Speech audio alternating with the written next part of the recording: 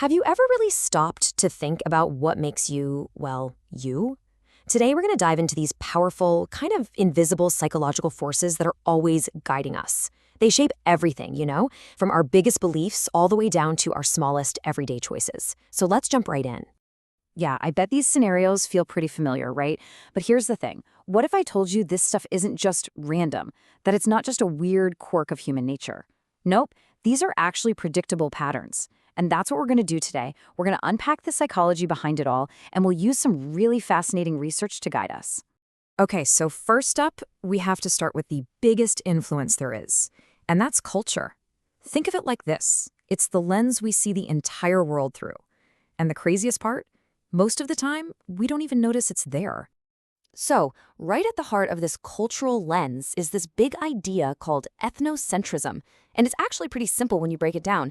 It's just our natural tendency to use our own culture, our own way of doing things as the default setting. And from there, we kind of instinctively judge everybody else by that standard. And look, this is not just some abstract academic idea. I mean, just look at these phrases. This is what ethnocentrism sounds like in the real world. This is it in action. It's that classic us versus them language, and it's all about framing your own group as somehow better. Now, here's what's so crucial to get from the research. This isn't some rare thing that only some people do. No way. Ethnocentrism is universal. Every society does it. And look, it's not always bad, right? It can build patriotism, a sense of pride in your community. But, and this is a big but, when that pride morphs into this belief that your group is absolutely superior, well, that's when it gets dangerous. That's when it can lead to some really devastating conflicts. And let's be real, in a nuclear age, that whole us versus them mentality, it's a huge risk. Okay, so culture sets this massive stage for us. Now let's zoom in a bit. Let's go from those big societal rules down to our direct one-on-one interactions. So how do we actually get people to say yes? This one's a total classic. It's called the foot in the door technique, and you've probably had it used on you without even knowing it. It's so simple. Step 1, you get someone to agree to a really small, easy request, something they'll almost certainly say yes to. Then, once they've said yes that one time, something clicks. Researchers call it a momentum of compliance. And because of that momentum, they are way more likely to say yes to a much bigger request down the line. And this study just illustrates it perfectly. So back in 1966, researchers Friedman and Fraser did this experiment. They went around and asked housewives to sign a simple petition for safe driving. Easy enough, right? But then, later, they went back to those same houses and asked them to do something kind of crazy, put a massive, ugly drive carefully sign on their front lawn. And guess what? The women who had signed that little petition first, they were way, way more likely to agree to the giant sign. That tiny little yes just paved the road for a much, much bigger one. But what happens when influence goes wrong? In a crisis, when we really need someone to step up and act, you'd think, logically, that the more people there are around, the more likely a person in trouble is to get help. It makes sense, right? But the psychological research, it shows the complete opposite. It's wild. The more people who are watching, the less likely it is that any one of them will actually do something. So, why? Why does this happen? Well, the psychological reason has a name. It's called diffusion of responsibility. Think about it. When you're in a big crowd, it's so easy to think, oh, someone else will call 911, or that person over there probably knows CPR. Everybody just assumes someone else is going to take charge, and so nobody does. It's a total paradox. And this same kind of psychology, this group dynamic stuff, it doesn't just happen in public emergencies. It also shapes our private lives.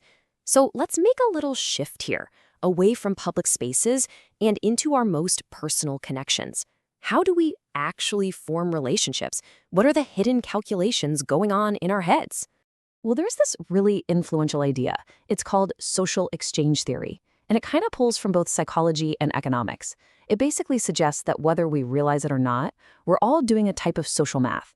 We're weighing the rewards of a relationship against the costs. And the theory goes that a relationship is only really going to last if it feels profitable. If the good stuff consistently outweighs the bad.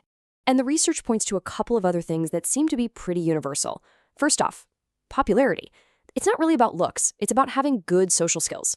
And second, we all have this common bias. We tend to assume that attractive people also have a bunch of other positive traits.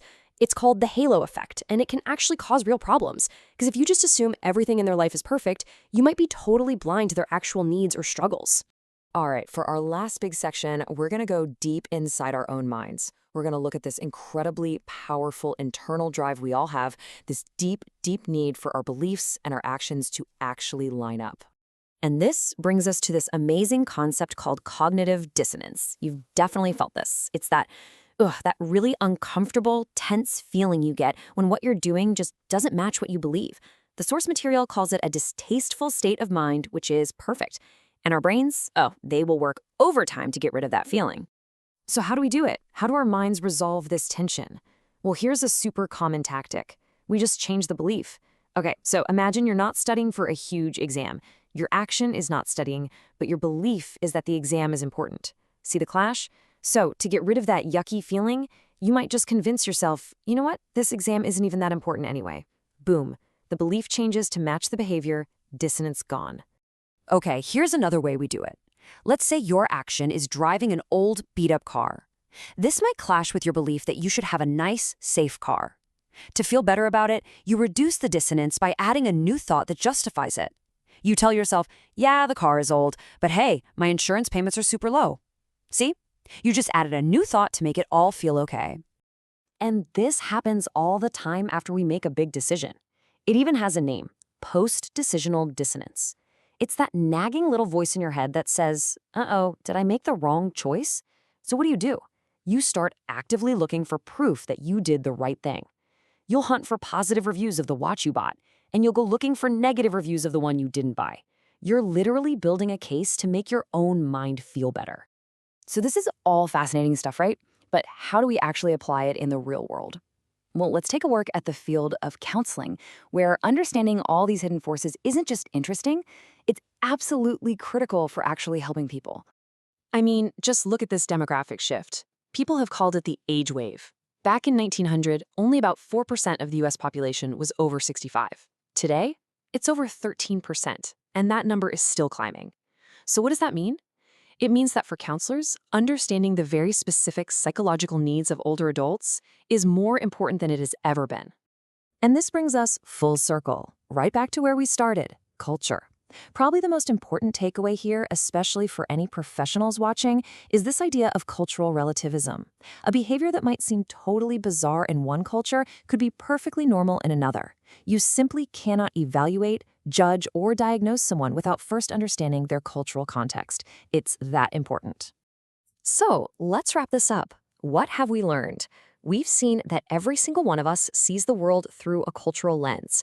We've learned how a tiny yes can open the door for a much bigger one. And we've seen how hard our brains are working all the time to make sure our actions line up with our beliefs. These forces are always at play. These hidden rules of the mind, they guide so much of what we do. And just by becoming aware of them, you gain this incredibly powerful tool for understanding not just other people, but yourself. So I'll leave you with this final question. Now that you know some of the hidden rules of the game, what are you going to start questioning next?